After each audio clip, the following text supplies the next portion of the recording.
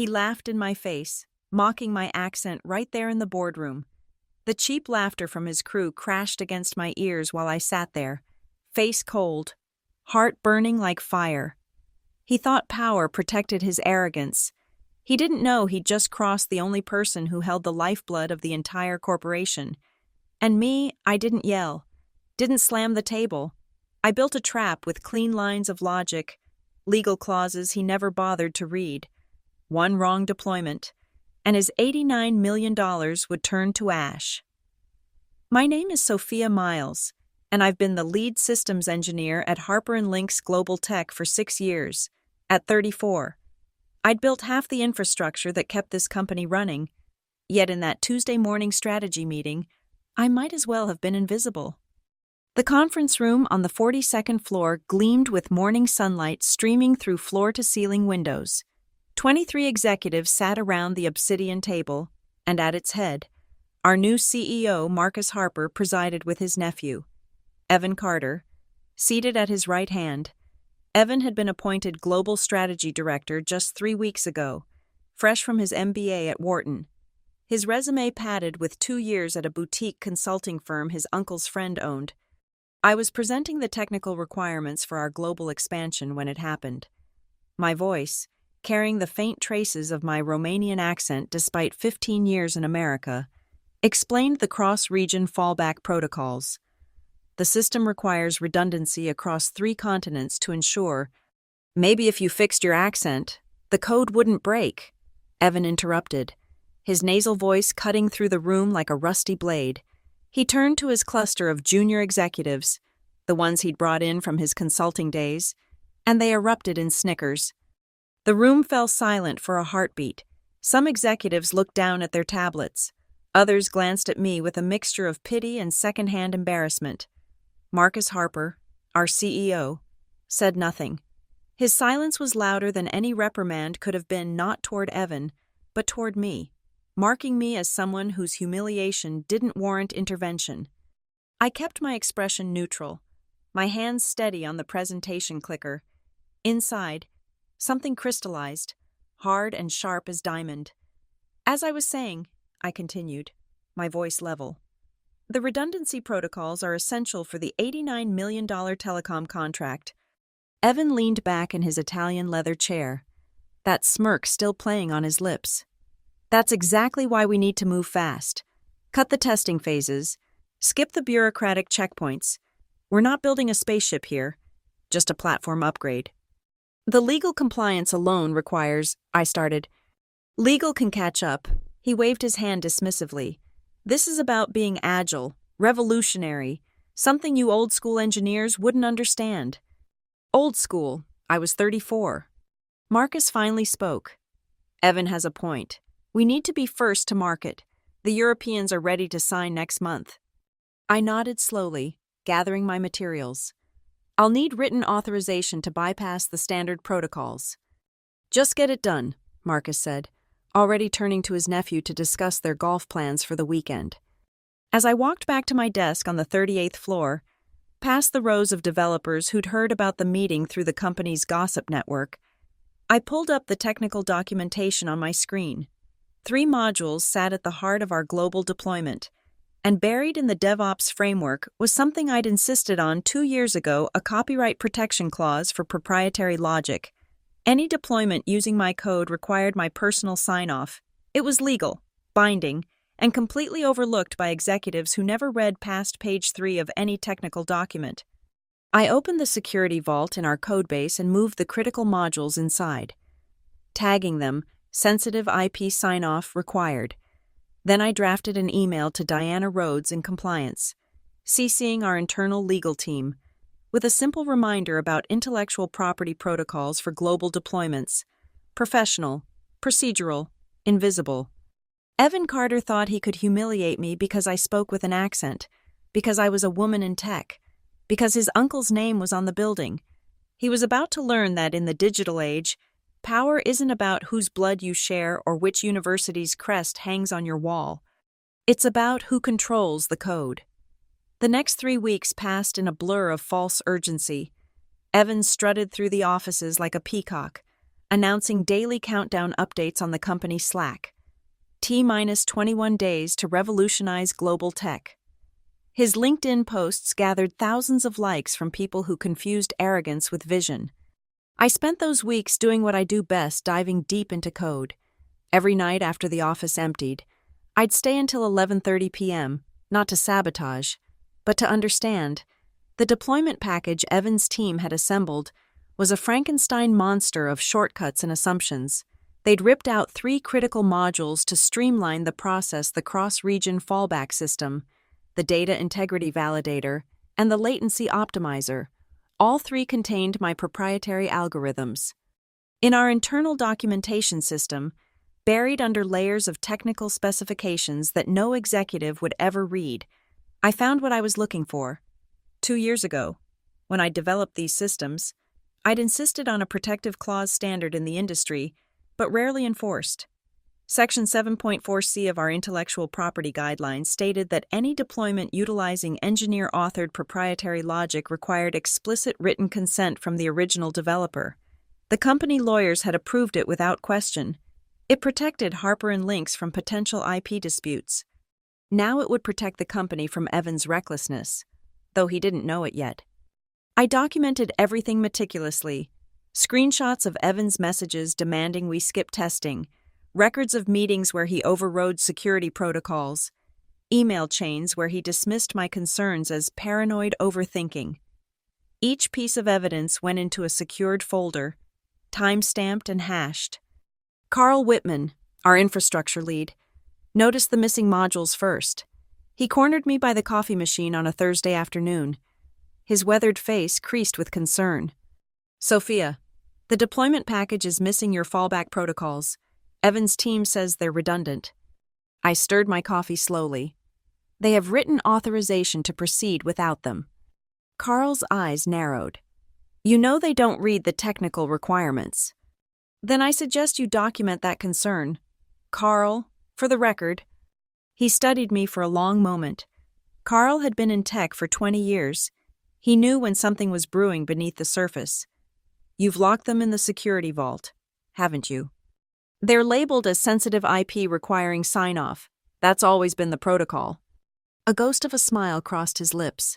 "And if someone deploys without that sign-off, then they're in violation of our IP agreement.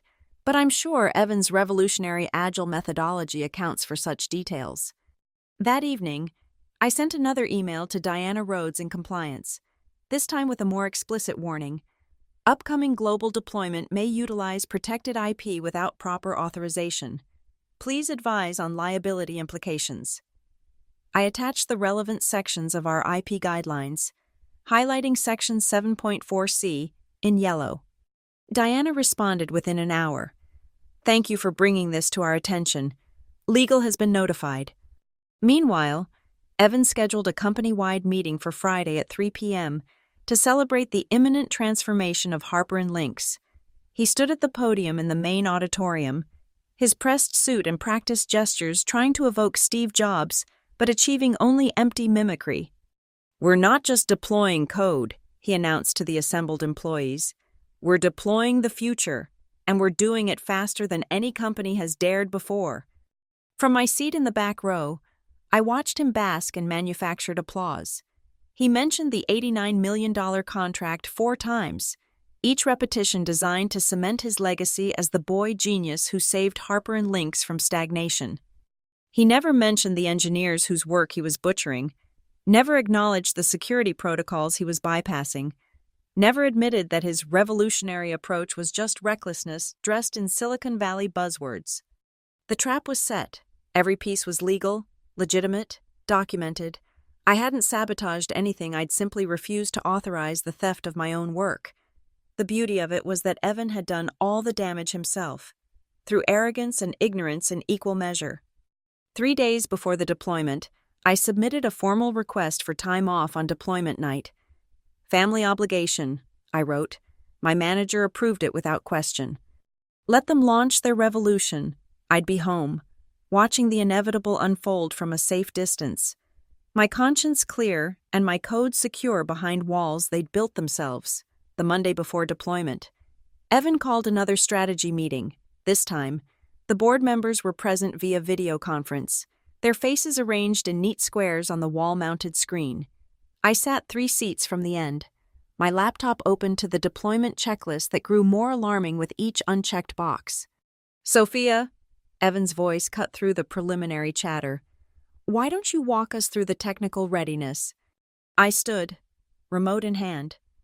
"We're at 60% completion on pre-deployment testing. The security audit is pending. Compliance has flagged several. We're not building a global product. We're building an ESL project," Evan interrupted, drawing out the letters ESL with theatrical disdain. The reference to English as a second language wasn't subtle. His cluster of junior executives laughed on cue, their sycophancy as predictable as their mediocrity. Marcus Harper chuckled from his seat. 2 board members smiled uncomfortably. The rest maintained professional facades, but nobody spoke up. Nobody ever did. I clicked to the next slide, my voice steady as granite. "The compliance flags are significant, without proper authorization protocols." "There she goes again with the protocols," Evan stage whispered to his nearest ally, loud enough for everyone to hear. "In America, we call it innovation. Maybe that doesn't translate well." The room felt smaller, the air thicker. I could have reported him to HR, could have made a scene, could have walked out. Instead, I did something far more devastating. I documented. "I'll send the board a comprehensive risk assessment by end of day," I said, returning to my seat. "No need," Marcus interjected. "Evan's team has it covered."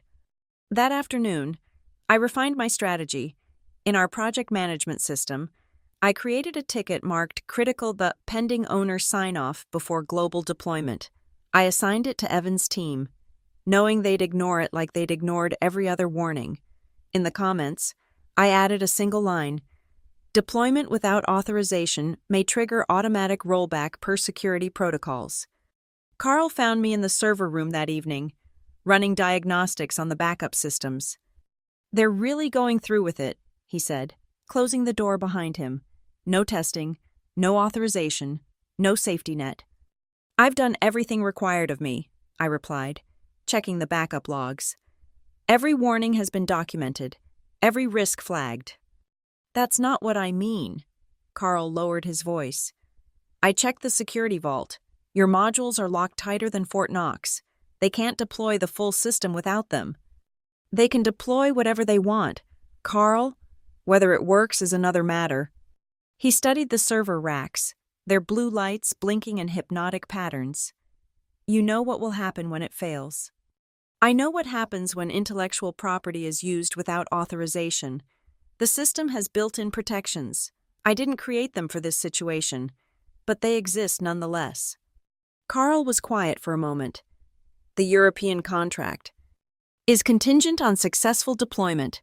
Evan should have read the fine print."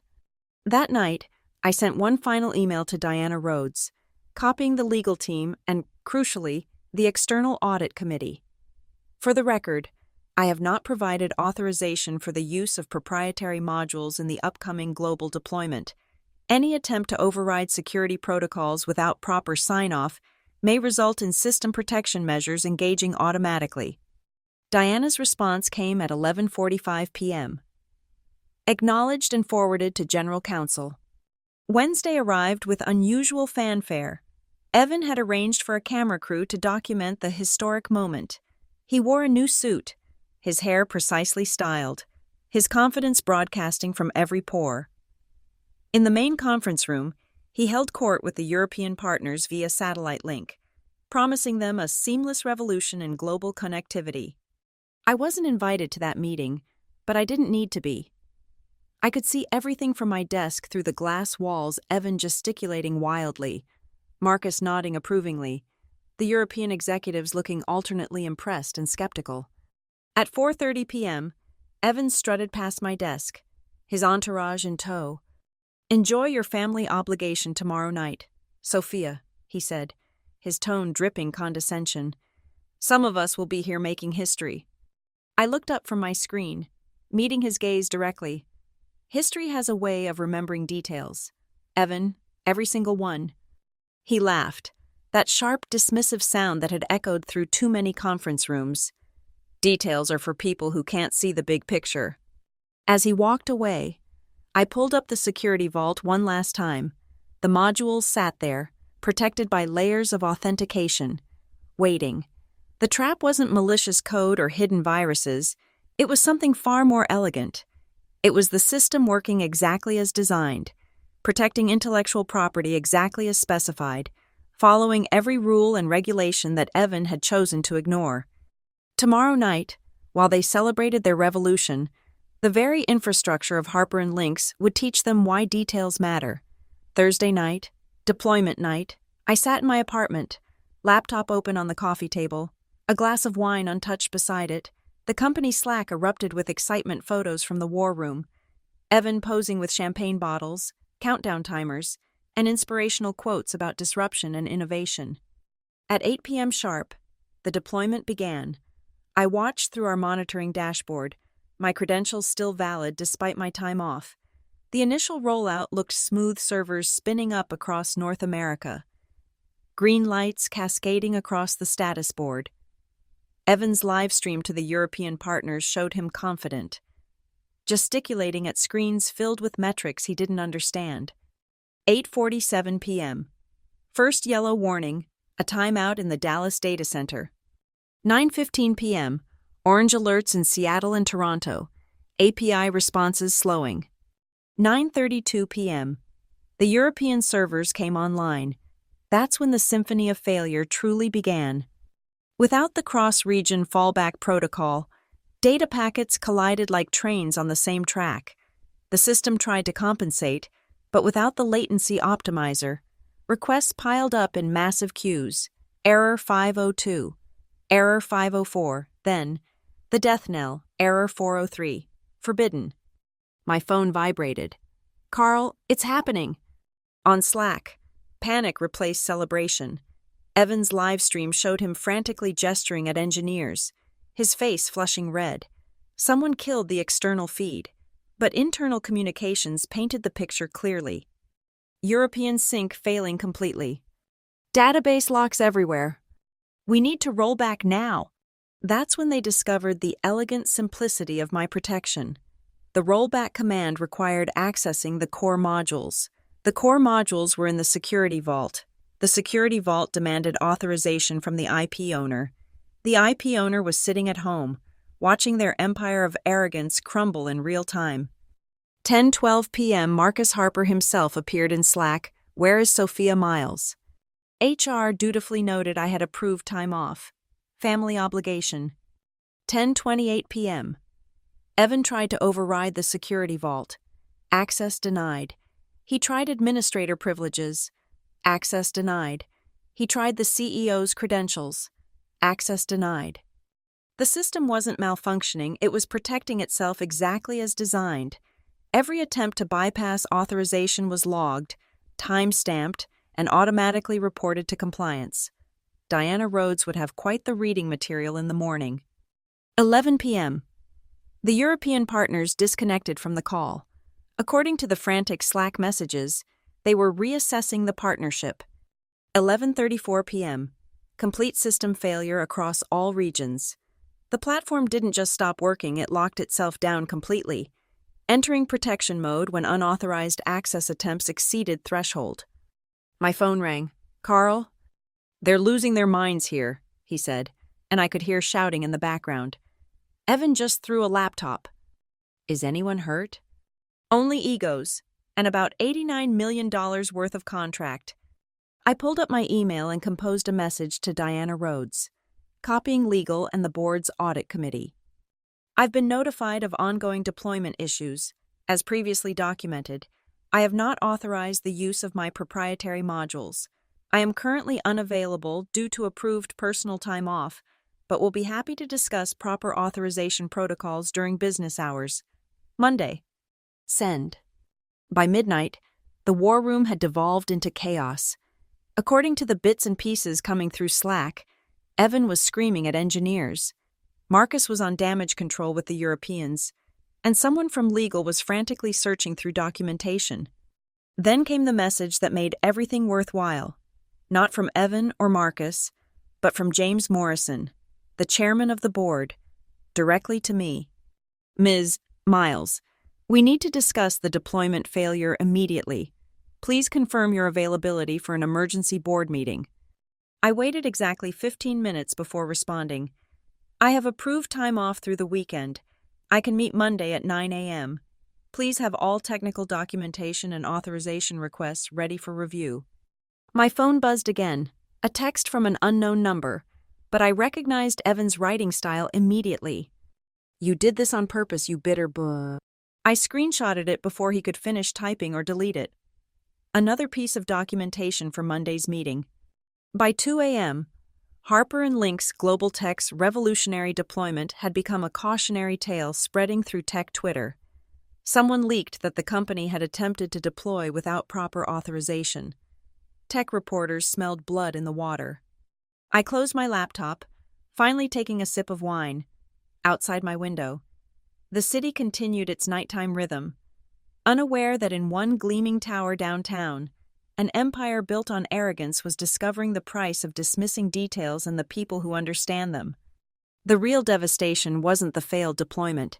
It was the paper trail showing that every single warning had been ignored, every protocol bypassed, every safety measure dismissed as unnecessary bureaucracy.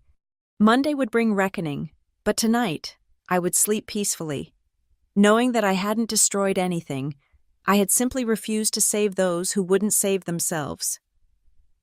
Friday morning arrived with a storm of notifications.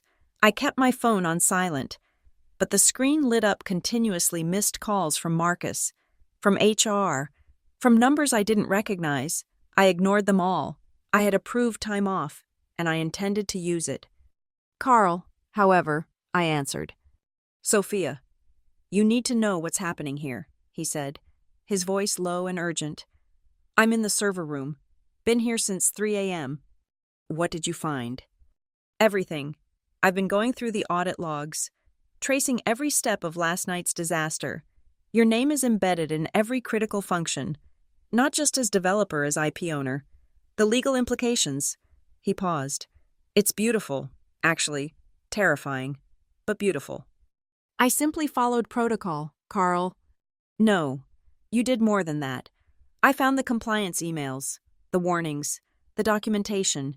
Diana Rhodes has been here since 5 a.m. with 3 lawyers. They're building a timeline. In the background, I heard footsteps, voices. I have to go, Carl whispered. But Sophia, they know. They finally understand what Evan walked into. I spent Friday afternoon at a museum, wandering through exhibits of ancient civilizations that had collapsed through hubris. My phone battery died around 2 p.m. I didn't charge it. Saturday morning, I finally powered on my devices. 143 emails, 67 Slack messages, 23 missed calls, but one message stood out, sent at 11:59 p.m. Friday night from Diana Rhodes. Ms. Miles, following extensive review of Thursday's deployment failure, legal and compliance have identified multiple violations of IP protocols, specifically regarding Clause 7.4c of your employment agreement. We have documented 17 separate instances where Mr. Carter's team attempted to deploy your proprietary code without authorization. Furthermore, we have evidence of attempts to bypass security protocols after the failure occurred. The board has been fully briefed. Your presence is required at Monday's emergency meeting, not as a defendant, but as a key witness. Please confirm receipt. I confirmed receipt. Sunday evening, Carl called again. The board brought in external auditors, he said. They've been here all weekend. They found something else. Sophia. What? Evan's been falsifying deployment readiness reports. He marked testing phases as complete when they never started. He signed off on security audits that never happened. But here's the kicker: he used Marcus's digital signature, claimed he had verbal authorization. The implications were staggering. This wasn't just about my modules anymore. This was about systematic fraud. There's more, Carl continued. The European partners haven't just pulled out, they're considering legal action, breach of contract. The deployment failure exposed customer data. because Evan disabled the encryption protocols to speed things up. It's a GDPR nightmare. I sat in my apartment, looking out at the city lights, processing this information. I had set a trap for arrogance, but Evan had walked into a minefield of his own making. Carl, I need you to document everything you found. Create backups, multiple copies. Already done, Sophia. There's something else. The chairman of the board, Morrison, he's been investigating Marcus and Evan's relationship. Turns out, Evan's position wasn't just nepotism. Marcus has been funneling company resources to Evan's previous startup. They were planning to use the European deal to cover the losses. The corruption ran deeper than I'd imagined. My simple act of protecting my intellectual property had pulled a thread that was unraveling an entire web of deception. Monday morning, I arrived at the office at 8:45 a.m. The usually buzzing headquarters felt subdued, like a funeral home. Security guards stood at every entrance. I recognized two men in the lobby as federal investigators, their suits and bearing unmistakable. Diana Rhodes met me at the elevator. Sophia, before we go up, you need to know this is no longer just an internal matter. The SEC is involved. The FBI's white-collar crime division is here. Your documentation. Your refusal to authorize the deployment, it may have saved this company from a massive fraud scheme. I just wanted to protect my work, I said. You did more than that. You exposed something that could have destroyed Harper & Lynx entirely. The board is grateful, even if they can't say it yet. As we rode the elevator to the 45th floor, 3 levels above the usual executive suite, Diana handed me a folder. What's this? The real deployment statistics, the ones Evan never showed anyone.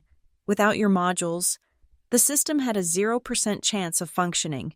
He knew it. He ran the simulations himself 3 weeks ago, then buried the results.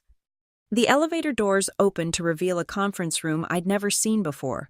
Through the glass walls, I could see the board members, federal investigators, and in the corner, sitting alone with his lawyer, Evan Carter. His face was pale, his usual smirk replaced by something between fear and rage. Marcus Harper was notably absent. The boardroom felt arctic. James Morrison, chairman of the board, sat at the head of the table, his 70-year-old face carved from stone. To his right, 3 federal investigators. To his left, the remaining board members who'd flown in overnight. The general counsel, Patricia Winters, stood by a wall of documents, printed emails, contracts, technical specifications stacked like evidence in a murder trial.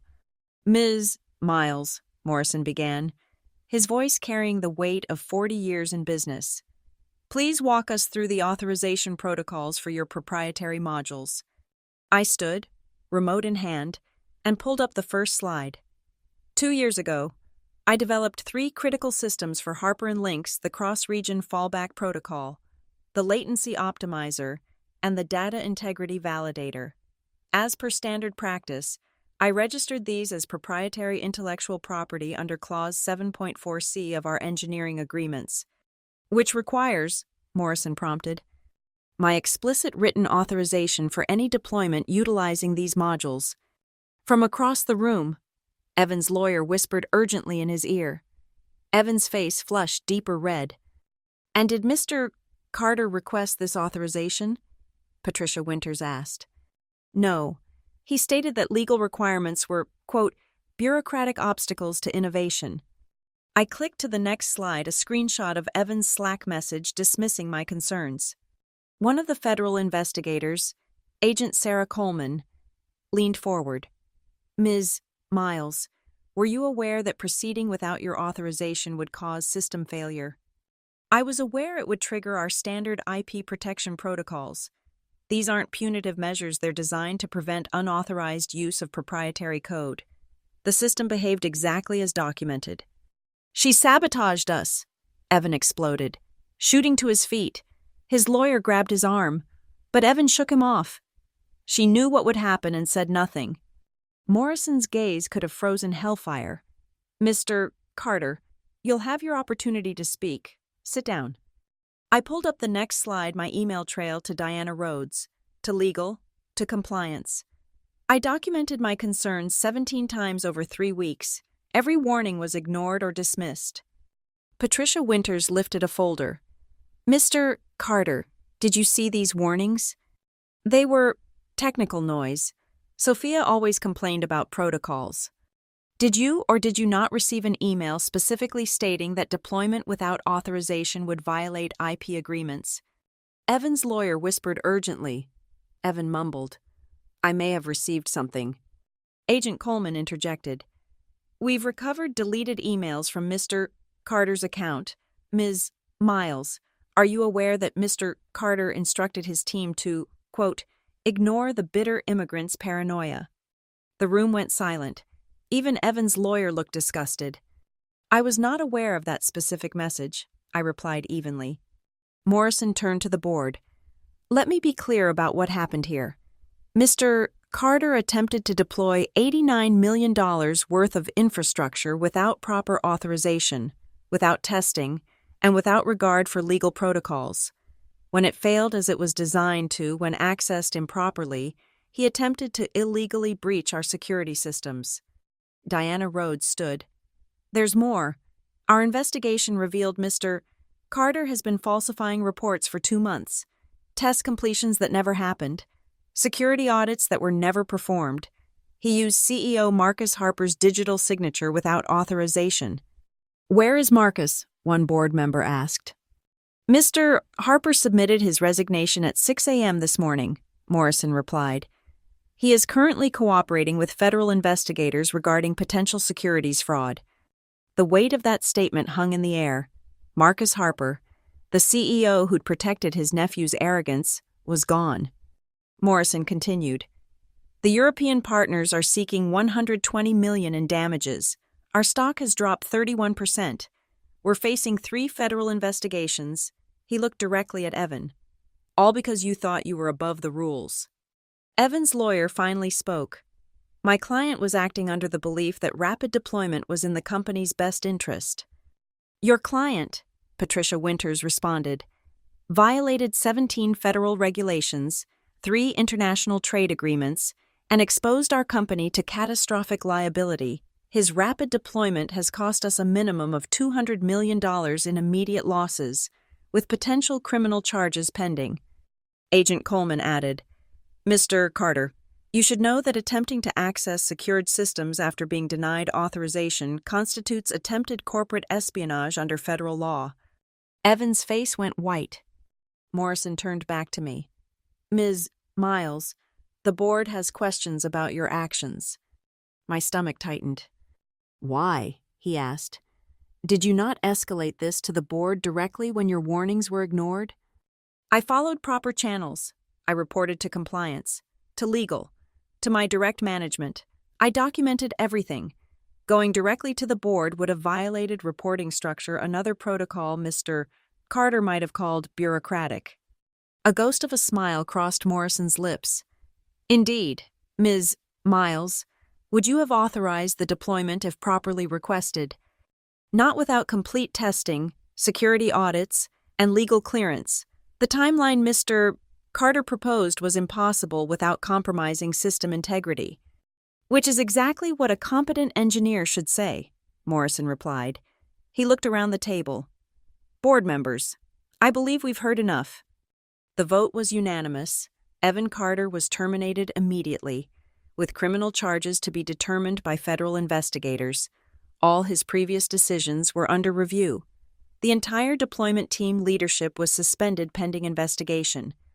As security escorted Evan out, he stopped near my chair, his face twisted with rage. You destroyed everything! I met his eyes calmly. No, Evan, you destroyed everything. I just didn't save you from yourself. The aftermath unfolded with surgical precision. Tuesday morning, I received a formal letter from my attorney, not the company's legal team, but my own, whom I'd quietly retained 2 weeks prior when I'd seen the writing on the wall. Sophia, she said over the phone, Harper and Lynx's legal department has been in touch. They're not pursuing any action against you. In fact, they're terrified you might sue them for hostile work environment and discrimination. That ESL comment, The bitter immigrant email, that's a lawsuit worth millions. I don't want their money, I replied. Then what do you want? I thought about it. I want my work protected, and I want this to mean something. Wednesday brought the public announcement. Harper & Lynx. Global Tech's stock plummeted another 15% as news broke of the failed deployment and federal investigation.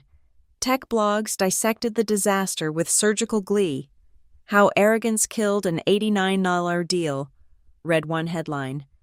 The nephew who crashed a tech giant, read another. But I wasn't celebrating. I was working rebuilding the deployment package properly, with full testing protocols, proper documentation, and every safety measure Evan had stripped away. Carl worked beside me, along with a small team of engineers who'd survived the purge. Thursday afternoon, Diana Rhodes visited my desk. The European partners are willing to renegotiate, she said, but they have conditions. Let me guess they want assurance this won't happen again. They want you to personally oversee the deployment. I looked up from my screen. They want me. By name, apparently, word has spread about who actually built the systems and who protected the company from a catastrophic breach. They trust you. The irony was delicious. The woman whose accent Evan had mocked was now the only person who could salvage his deal. I'll do it, I said, but I have conditions. Friday, I presented those conditions to the emergency board meeting. Morrison presided again, but this time, the atmosphere was different, respectful, almost deferential. First, I began, all deployments must follow the complete testing protocol, no exceptions, no matter who requests it. Agreed, Morrison said immediately. Second, I want Carl Whitman as co-lead on the European deployment. He's the only other person who fully understands the architecture. Done. Third, I want a new IP agreement that explicitly protects all engineers' proprietary work, with automatic criminal prosecution clauses for unauthorized use. Patricia Winters nodded. We'll draft it immediately. And finally, I said, meeting each board member's eyes, I want a written apology from this board for allowing a hostile work environment to persist, not just to me, but to every engineer who was dismissed, mocked, or marginalized for actually doing their job. The room fell silent. This was the dangerous request, the one that admitted institutional failure. Morrison spoke slowly. Ms. Miles, you're asking the board to accept responsibility for Marcus Harper and Evan Carter's actions. I'm asking the board to acknowledge that they knew Evan was unqualified and hostile, yet allowed him to continue because of his relationship to the CEO. Your silence in that meeting where he mocked my accent was complicity. One board member, Margaret Liu, spoke up. She's right. We all knew. We chose comfort over integrity. The vote was harder this time, but it passed 5-2. Over the weekend, I worked 18-hour days with Carl and the team, rebuilding everything Evan had destroyed. We restored the cross-region fallback protocols, implemented the latency optimizers, and added new security layers that would prevent any future cowboy from attempting what Evan had tried. Monday morning, 1 week after the boardroom confrontation, we were ready. The deployment began at 9 a.m. sharp, with the European partners watching via secured connection. Every module initialized perfectly, every security check passed, every region synced flawlessly. By noon, Harper & Lynx Global Tech had successfully deployed the infrastructure Evan had promised, but could never deliver. The European partners signed the contract not for $89 million, but for $93 million, with additional provisions for ongoing oversight. As I watched the final confirmations roll in, my phone buzzed. A news alert. Evan Carter indicted on federal fraud charges. Below it, another former Harper & Lynx CEO, Marcus Harper, reaches plea deal with federal prosecutors. Carl appeared at my desk with 2 cups of coffee. You did it. We did it, I corrected. No, he said firmly. You stood up when everyone else bowed down. You protected the company from itself. That afternoon, Morrison called me to his office. The board has approved a new position, he said.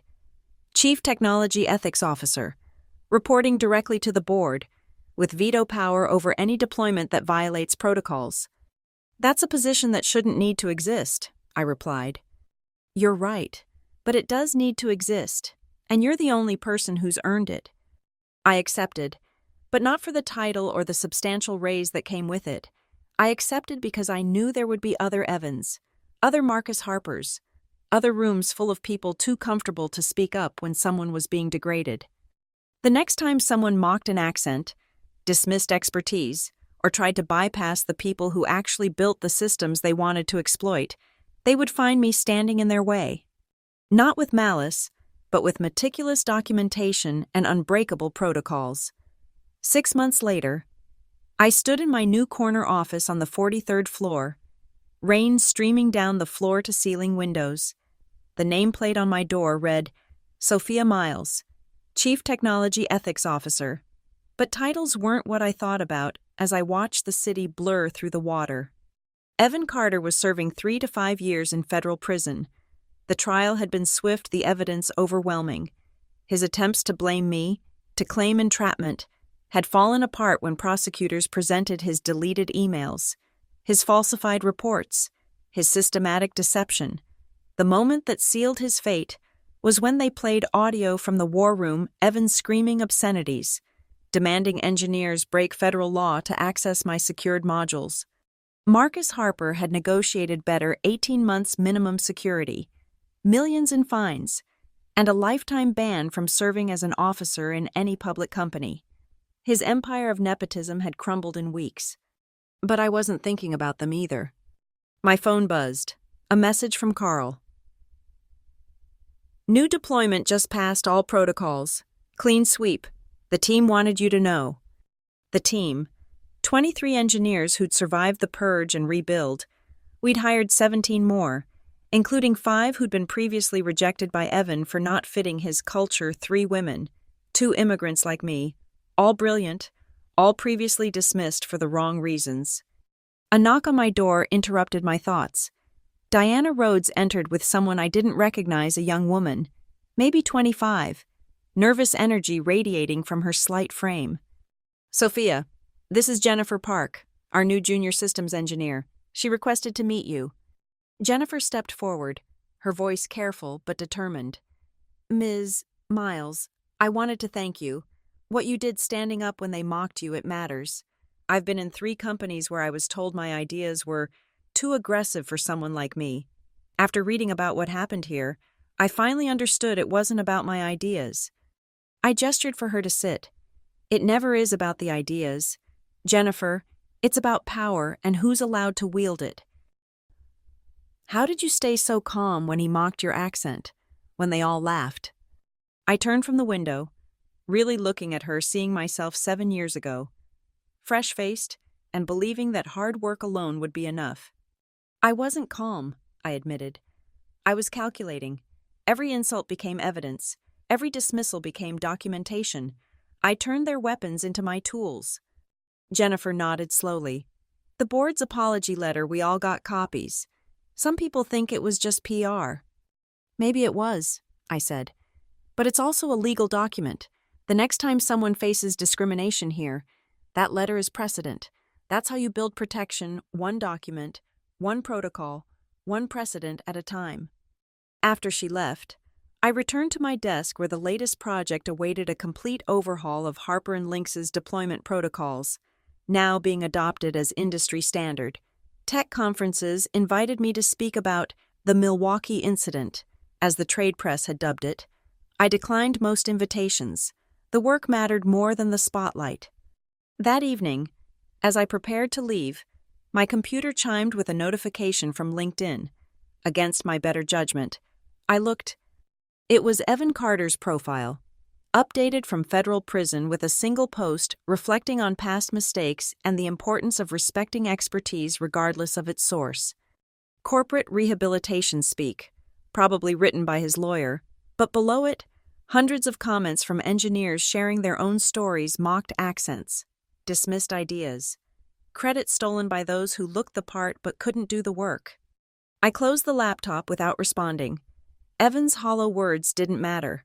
What mattered was the new deployment running flawlessly across 17 countries, the team that built it properly, and the protocols that would protect the next engineer who dared to stand up.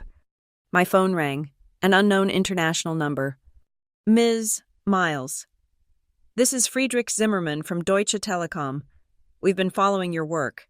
We have a €500 million project that needs someone who understands both technology and integrity. Would you consider consulting? I smiled. The first genuine smile in months.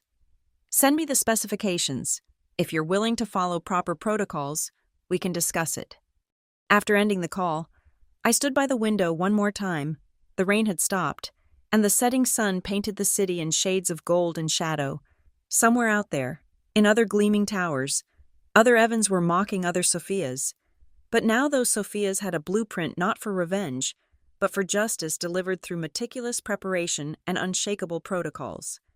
I gathered my things, leaving the office that had once witnessed my humiliation and now bore witness to my vindication.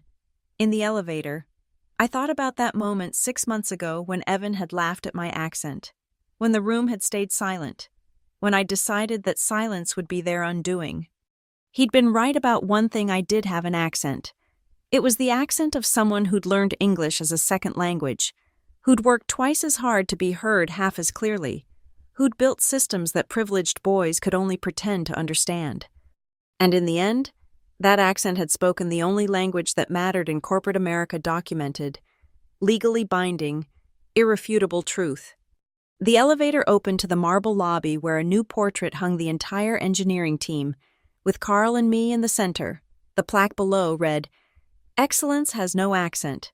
Integrity needs no translation." I walked out into the evening air, my phone buzzing with messages from engineers around the world who'd found courage in my story. Each message was a reminder that what happened in that boardroom wasn't just about one woman's revenge or one arrogant man's downfall.